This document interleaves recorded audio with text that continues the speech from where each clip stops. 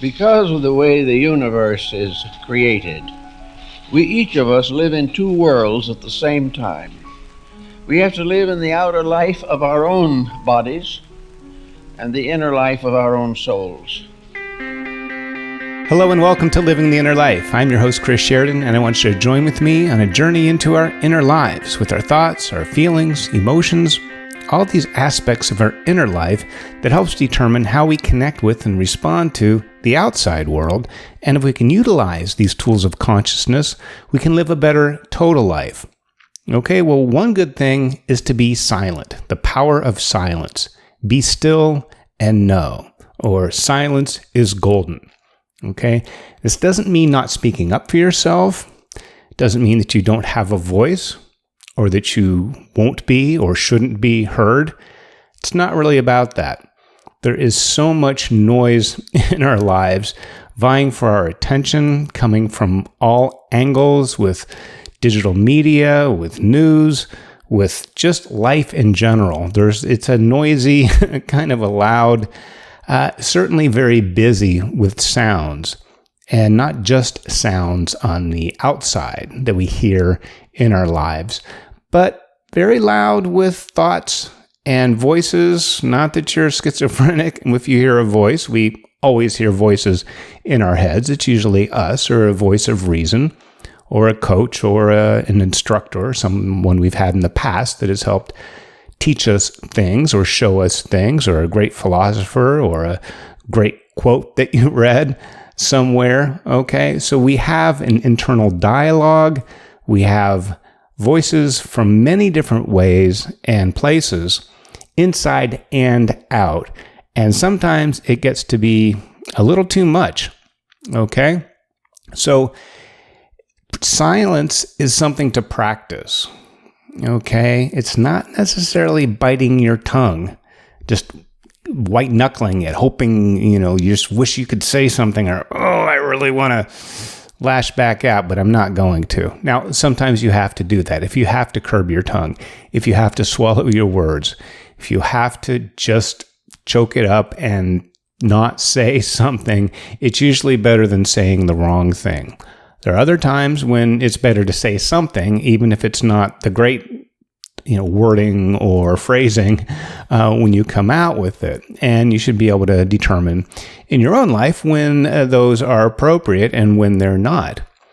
Okay, but silence can be a very powerful practice, can be a very useful tool of our inner lives. Okay, so this being quiet, this quietude, works on so many levels. And we'll just talk about talking first of all, okay?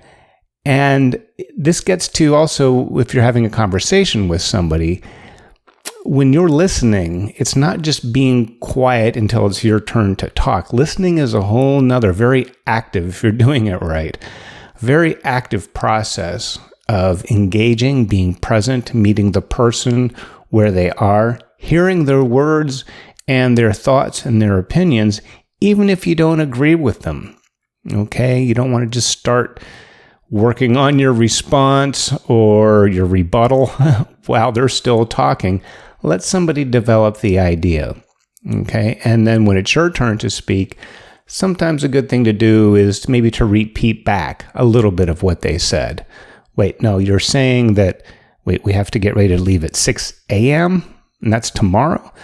Just to make sure you have the information right. It's worth repeating. If it's worth saying once, it's worth hearing again, especially if you're coordinating a schedule or itinerary or anything like that. And especially, even more so, if the other person is talking about something that is important, at least to them. Even if it's not to you, it bears your listening and hearing them out. And that, of course, means being quiet.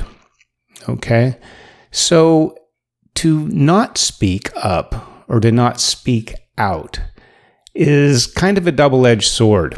Okay, and it really comes down to a matter of when it's appropriate and when it's not.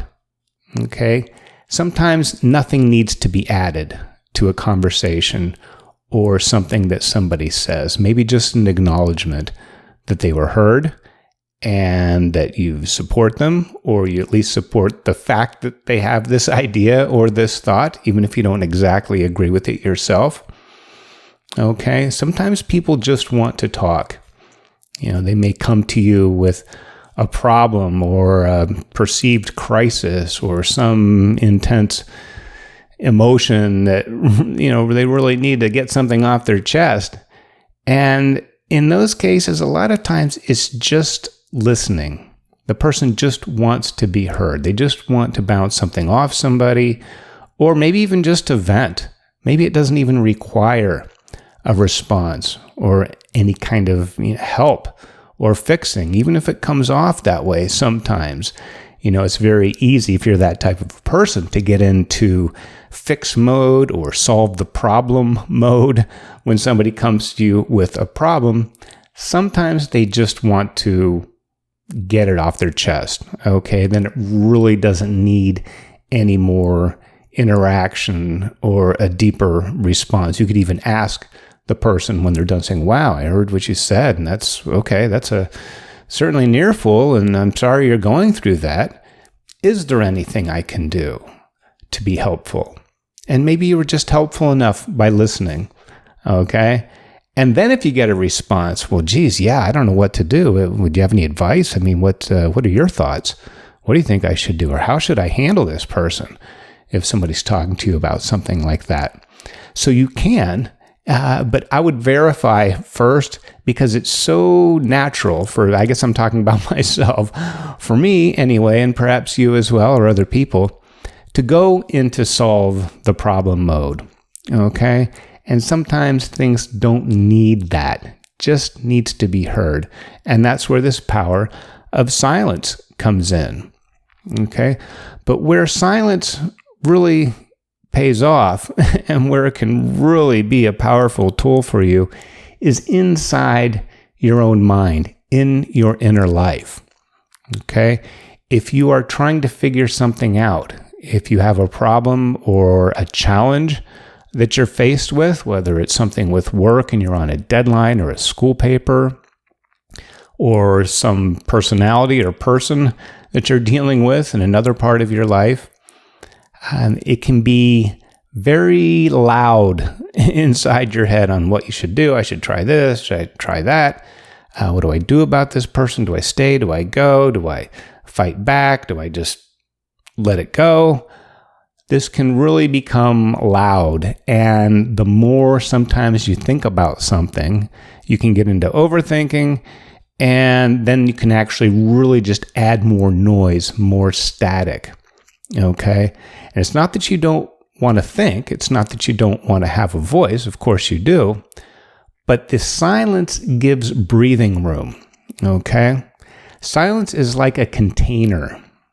Okay? Or it's like the cleaning of a container. Okay? If you take a water jug to the well and you want to fill it up with water, you should really clean the jug out first. Because if you have dirt in the jug and you put nice, fresh, clean water in it, you're going to have dirty water right away. Okay? And like anything else, in surgery, the doctors scrub their hands, and they didn't used to, but in modern medicine, it's certainly a very common, very necessary practice. So this sterile environment, this cleaning, this purification, in a way, it's sort of the physical version of silence, because you don't want anything else to contaminate. Okay? So this container of consciousness, yes, inside your head, like the water jug, if you're trying to bring in new ideas, or you want to think more clearly on something, or get an answer, or set yourself up to where you can come up with an intuitive insight. You can't always force those. Sometimes they just crop up, but they do when you provide the right environment. Okay, and that's where silence really, really comes in. Okay, it's hard to hear that voice of reason, or maybe be reminded of something a wise person or a teacher had once told you, a bit of advice that might really help you out right now. If it's too loud in there, if there's so many voices, or you're cluttered with, the frustration or the emotions about some things, and that's really where this unstillness comes in. Say to be still, calm the mind. It's not just turning down the voices you may hear or you may be generating yourself with self-talk, but it's also the emotional content, the worries, the fears, the frustrations, the resentment, the anger, the hope, could be good things, doesn't matter.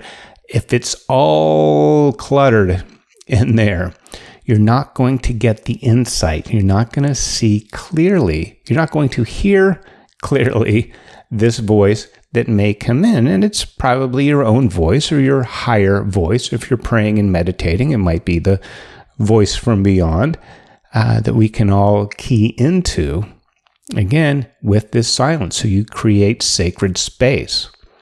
Okay, you make sure there's really nothing else in it, or to the degree that you can. And certainly breathing techniques, meditation, relaxation, any of those to get you out of this busy monkey mind and into a place of silence.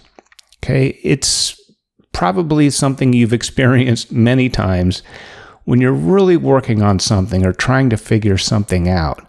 You can get to diminishing returns, that the harder you try, the worse it gets, until finally you just go, screw it, I'm out of here. You turn the computer off, or you go outside, maybe take a shower, go to sleep, whatever you're going to do.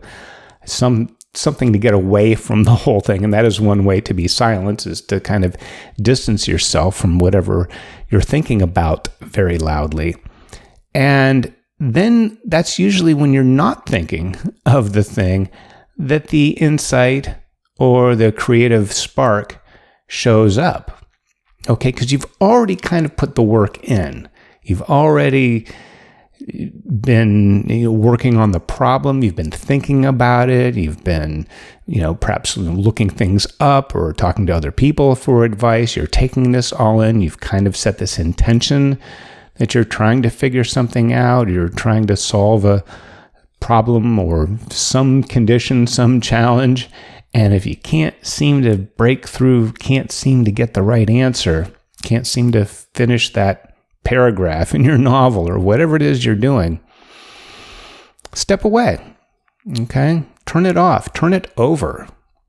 Turn it over to a higher power, a greater power, a larger sense of knowing within yourself that we can't always just conjure up instantly. I think it's the kind of thing that if you set the intention and then you create the space, and in that space you have silence, then you can hear.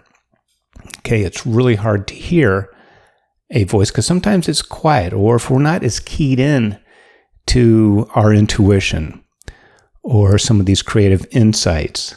Okay, I guess if it's something that happens a lot and you can rely on that all the time, then you'll know how to get in that mode. I have a feeling that sometimes the right answer is always hanging around. The right thing to say, the right line to finish your song, or solution to somebody who you care about who's going through a hard time or suffering. The right words. You want the right words to come up so you can share them and bring this healing sentence or paragraph or sentiment that you want to share with someone you care about. I think they're there all the time. Okay? I think they're available. It's just that we don't hear them as easily or as often because of this clutter. Now, personally, when it's physically quiet, that is, like right now, other than me talking for this podcast, the room is quiet. Otherwise, the door's shut, everything's all sealed up, the fan's off. And when it's quiet like that, for me personally, that's when I can hear the ringing in my ears even more so. Sometimes it's the loudest thing in the room if it's that quiet. I played in a rock band in the 80s and I still play, so a lot of loud rock music has left me with this ringing, and it's so much there that I hardly ever notice it. But when it gets really quiet, it can actually sound really loud. But that's just a physical thing with me, with my ears. The same thing, though, when it is quiet in your mind, when you are still, okay? Still means quiet in the sense that the emotional thought stream has been toned down, okay? There's a parable or a passage in the Bible, in the New Testament, where I think Jesus is out on the lake or the sea in a boat with his friends, disciples, and there's a terrible storm, and they're thrashed about, they're worried, is the boat going to sink? But he is the one who stilled the waters. Now, this is a parable; it's a metaphor, okay? And this water symbolizes our emotional state. So, if there's emotional turmoil, if there's this storm raging inside, of thought, of emotion, of feeling, of desires and disappointments and fears and angers of 101 kinds, that is a tempest. That is a storm. And yes, it will sink your ship. Okay, it does put you in danger when there is so much turmoil, because at some point you can't really distinguish what's good or not, what's the right voice, what are the right words, when there's just this maelstrom of chaos and cacophony going on inside your head. And sometimes that happens when the harder we work on something, it can actually become more difficult. Then we're overloaded with information. And if you are able to see nuances, if you're trying to make a decision, you may have 3 or 4 different options. And if you look at all the different nuances and characteristics of them, well, option A sounds pretty good, but option C has some things, a couple things I don't like about option B, but there's a couple things I do. And then you're lost. Then you're just not really maybe going to find an answer to this problem or the right words or the right thought, because there's so many, there's too many. So what silence does, this practice of silence, silencing the mind, okay, that is what can break the chaos. It can calm the storm, all right? And then once the storm is calm, then you're able to perceive and hear your own voice, hear your true voice. Okay, maybe this higher part of yourself, somewhere deep in your soul is crying to be heard. Okay? But if we're so busy looking, so busy seeking, and it's the equivalent of talking a lot and not being able to hear, all right? In a visual sense, I learned this firsthand when I was first snorkeling I guess it was the Bahamas, Florida Keys, somewhere. It was part of a large trip, so we did both. And on coral reefs, okay? And they're not really deep. It's just, 5-6 feet down, depending on where you are. And I was diving down. I was swimming. I was like looking in and out on the coral and, hey, what's over here? What's over there? And you go up for air and come back down. And I couldn't find anything. I couldn't see anything. It was like, well, geez, it was kind of a disappointment. And my brother came over and swam over and said, what are you doing? He goes, just float. Just float on the top, stick your face down, breathe through your snorkel, and wait. And I did. And not long after, the whole coral reef came alive.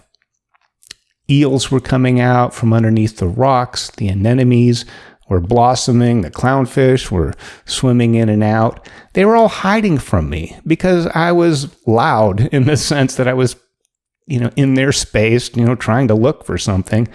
Couldn't find it because they all hid. And I think that's how sometimes consciousness works. It's a game of hide and seek. Sometimes the more and the harder you seek, without the balance of this rest and relaxation to allow something to come in, okay, then you're not going to see it, okay? It becomes clouded. It becomes invisible in the sense because there's so much sound. There's so much, distractions or input or sensory things to to behold and to process, that it almost becomes a big blob of nothing. Okay? So like snorkeling on a coral reef, sometimes you just want to lie on top and look down and let it open up. Okay, let the wonder and the mystery of life, of consciousness, in this case a coral reef, but we're really talking about that higher voice, that better angel, the part inside of us that does know better, or at least is connected with a spiritual force or source that does know. And we're too busy trying to figure out and meddle in our machinations. We do have to do work. There's no doubting that. But there are times when, especially that mental work, and with all the emotions and the fears, and maybe you're under pressure, it can become so loud, so many voices, so many sounds, so much static. Okay, it's like listening to a radio station or something that isn't coming in too clearly. You don't have such a strong signal, and you have all this distracting noise, this static, this white noise that really makes it harder to hear the parts that you do want to hear. Okay, so silence is an option. You don't always have to say something. You don't always have to come back with something when somebody says something to you. If you want to engage and be part of the conversation, definitely. And the most important thing you can do is acknowledge what somebody just said when it's your turn to speak, okay? Before you go off on whatever tangent or whatever you want to bring to the thing, okay? Because sometimes, even if we think it's a good idea or it might be adding to the conversation, if we don't acknowledge what the other person said first, it can almost seem like you were talking over the other person, or just weren't interested in what they had to say. So it's a lot more subtle when we're talking about our inner life and the inner voice. But if you pause for a moment and you consider the thought stream that's going on constantly, yes, it's loud and there's a lot of it and it's busy and it goes here, it goes there. Bring it back. Use your breathing, use single point meditation or whatever it is you use to relax and stay focused. Okay, the mind will wander, and when it does, recognize that, bring it back to the present, and then you're in the present moment. Okay, it's sort of like sheep herding in a way. Not that I know a lot about that, but I've seen videos of sheepdogs, and they do such a great job. But it's not like they start barking and then all the sheep just behave and go where they need to go. No, there's always one straggling or going here. They're constantly bringing them back in, constantly going out and barking and herding and whatever these dogs do to keep the sheep going where they're supposed to be going. All right, so the mind will wander. Be a good shepherd and bring it back. Bring it back to the fold and be quiet. It's amazing what you can hear when you're quiet. It's amazing what you can see when you stop looking, okay? And it's amazing what you can find when you stop digging. A lot of these things in life, especially the really important ones, are actually seeking you, okay? They are speaking and seeking. They want to find you. They want you to hear what these greater, wiser voices and words are. If we can only listen, and we can only listen in the silence. So that's the power of silence. And thank you for letting me not be silent and talk for a few minutes on this. But afterwards, I'll get back to the silence, and you may as well. And thank you for joining me here on Living the Inner Life.